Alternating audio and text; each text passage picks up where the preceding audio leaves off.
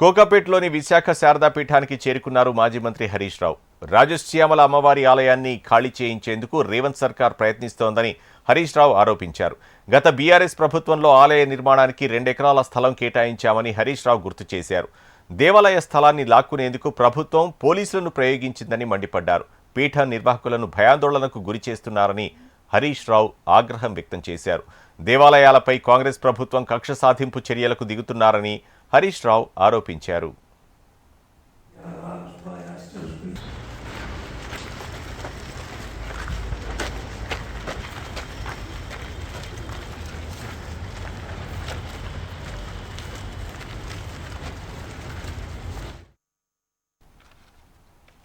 కోకాపేటలో శారదా పీఠానికి కేటాయించిన భూములను పీఠానికే కొనసాగించాలని సీఎం రేవంత్ రెడ్డి ఆదేశించారు.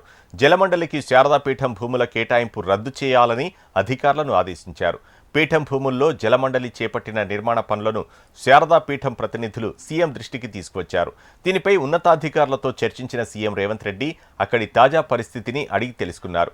పీఠం భూములను జలమండలికి కేటాయించే సమయంలో అక్కడి నిర్మాణాల స్థితిని తెలియజేయకపోవడంపై అధికారులపై ఆగ్రహం వ్యక్తం చేశారు. జలమండలికి కేటాయింపులు రద్దు చేసి పీఠానికే ఆ భూములను కొనసాగించాలని ఆదేశించారు.